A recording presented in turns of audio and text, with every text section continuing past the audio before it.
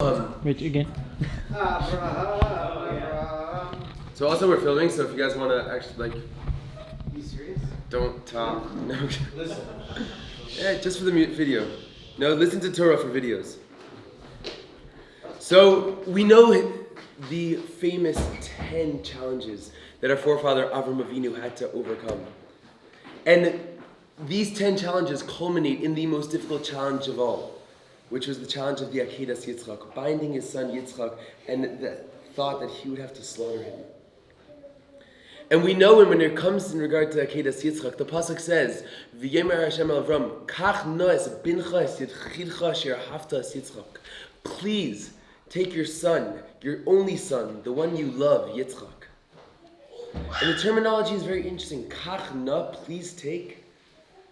Why please take? Every other time that Hashem tells Avram to do something, he tells him, Lech lecha, go, do this. And he tells him, commanding him. But here, Hashem begs.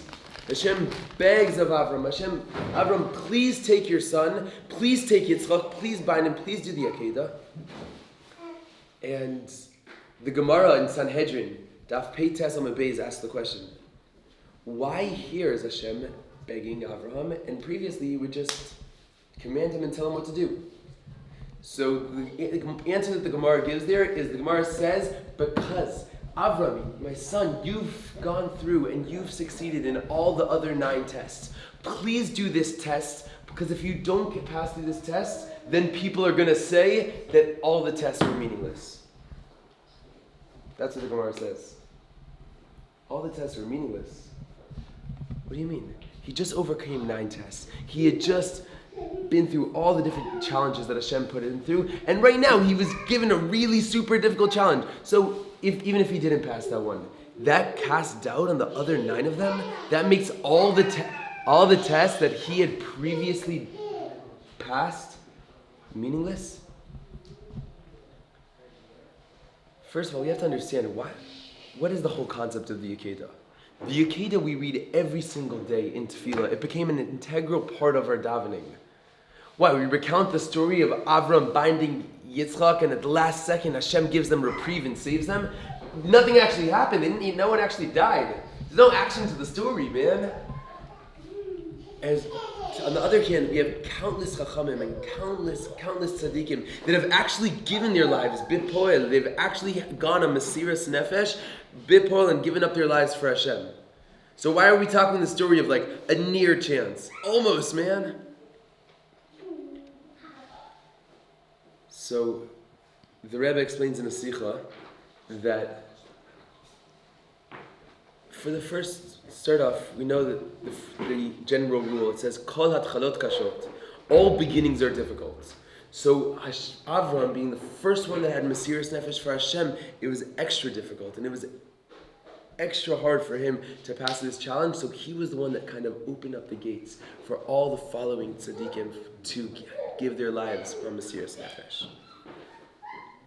But even deeper than that, even deeper, because this mesiras nefesh that Avraham had, all the previous challenges, all the other 9 challenges, there could have been some sort of spiritual, logical justification as why he listened to Hashem.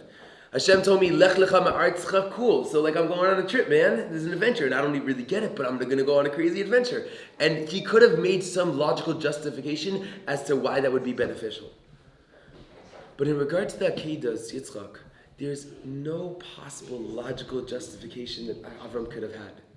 There's no possible logical justification. This is the son that Hashem promised him, and he was ready to raise him, and this would be the nation, and then Hashem tells him to slaughter him. There's no possible good that can come to Avram from doing it. But Avraham was not in it for himself, and was not even in it for his own spiritual justification, even for his own spiritual elevation. For Avraham embodied what true mesiras nefesh is.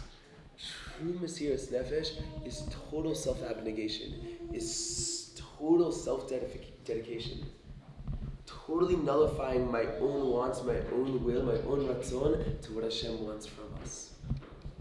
And Avraham epitomized this in his mesiras nefesh in the final act. Now through this we'll understand why the Gemara says that Hashem begged Avram, please, please, please pass this test. Because if not, it's going to cast doubt on the other 9. Because the other 9, there might have been some justification for it. And now in this test where there's no justification for it, where it was really just Avram giving Mesiras Nefesh totally and fully, then Hashem's like, Avram, you gave Mesiras Nefesh fully. Must be that also the other 9, where you could have come up with some logical justification, also those other 9 were mamish. You could see we were done with total dedication. Total dedication. All of us have been imbued with the power of Avraham. It says that all of us have Yerusha Ma'avisenu. All of us have an inheritance from Avraham to give our lives for Mesiras Nefesh. Now I want to tell you guys, and Mama, share this deeply, hear this closely. The Mesiras Nefesh is not dying for God. That's easy. Mesiras Nefesh is living for God. Mesiras Nefesh is from the moment I wake up to the moment I go to bed, and even the lucid dreaming in between. That every single bit of my life, and every single bit of what I want and what I'm trying to do in this world is dedicated to my Creator, is dedicated to our source. That's Mesiras Nefesh. And that's why Avraham had Mesiras Nefesh. We see the prototype. With Avraham, his Mesiras Nefesh was not that he's going to give up his life. It's not that he's going to die in Hashem. It's that Hashem, I am going to go on living with the pain of my son having died for you. I am going to go on living every single day, holding in my heart the knowledge that I have given up the most precious thing in the world for you. Now, Baruch Hashem, we do not have to give up anything to have Mesiras Nefesh for Hashem. To the contrary, Hashem wants us to enjoy this world, have an incredible time, like an incredible bracha. But Hashem wants to have that pleasure with us. Hashem wants to sit at the table with us and enjoy it for bring. Hashem Mamish wants to be with us in every single step of it. So maybe Mamish have Mesiras Nefesh, maybe go and dedicate our lives to living aligned with Hashem, to connecting to Hashem, and may we draw upon the power of Avraham Avinu, who had Mesiras Nefesh, dedicating his life to Hashem, to live our lives truly dedicated to our Creator and our Maker. Have a beautiful Shabbos. Amen.